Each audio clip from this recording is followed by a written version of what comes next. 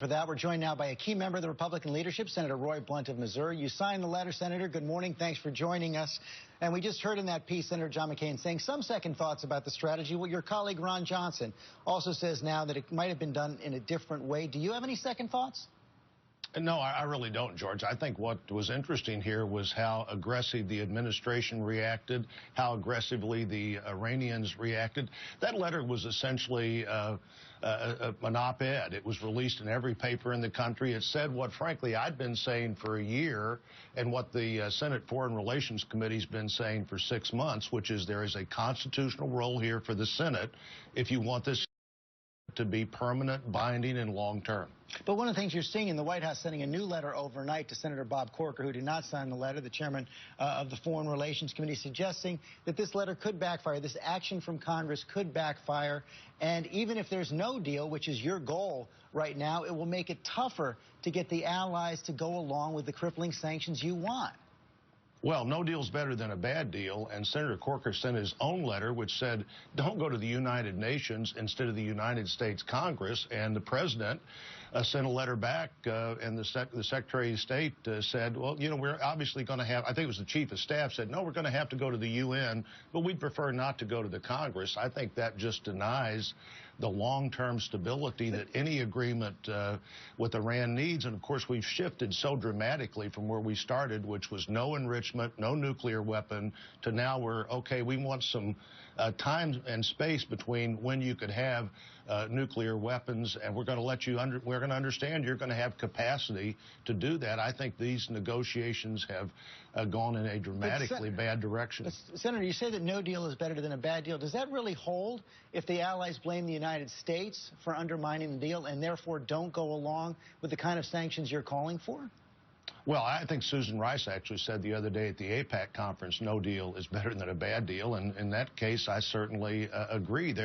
We are so far from where we started here, George, and I can't, frankly, imagine anything more destabilizing to the Middle East or the decades in front of us than a nuclear-capable Iran. Why we would be moving in that direction with now negotiating the months that you'd need between the time they say we can have a nuclear weapon and they would have one, or an end time when there's no restrictions at all. I assume what the administration is now playing for is hoping before you get to that end date, there is a better government in Iran that wouldn't want to continually destabilize the world. They're already largely impacting the events in 5 capitals that they have control over, but there are many capitals in the Middle East that are very, very concerned about what will happen, and they'll, George, want their nuclear weapon as well if we go down this path. Let me turn to the controversy over Hillary Clinton's emails. You just heard John Call report this House Speaker John Boehner poised to announce a new investigation. Do you expect a new investigation in the Senate as well?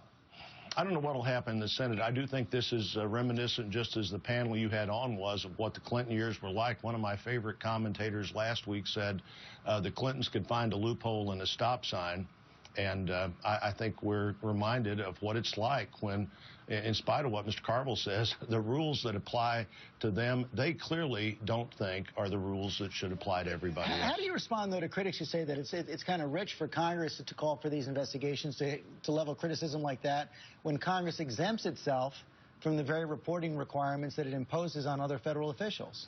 Well, the obligations of Congress here are different than the obligations for the Secretary of State. And in fact, the obligations for Secretary of State to have a record, to maintain that record, to know what that record was, are critical, because that person is a critical negotiator, just like John Kerry is. But go back to the other point, they're a critical negotiator, but there is a constitutional process here that you have to go through. Let me turn now to the situation in Ferguson, Missouri. Of course, you're the senator from Missouri. We saw this week those officers shot after the demonstrations, after the city managers decided to resign, the police chief decided to resign. What should happen now in Ferguson?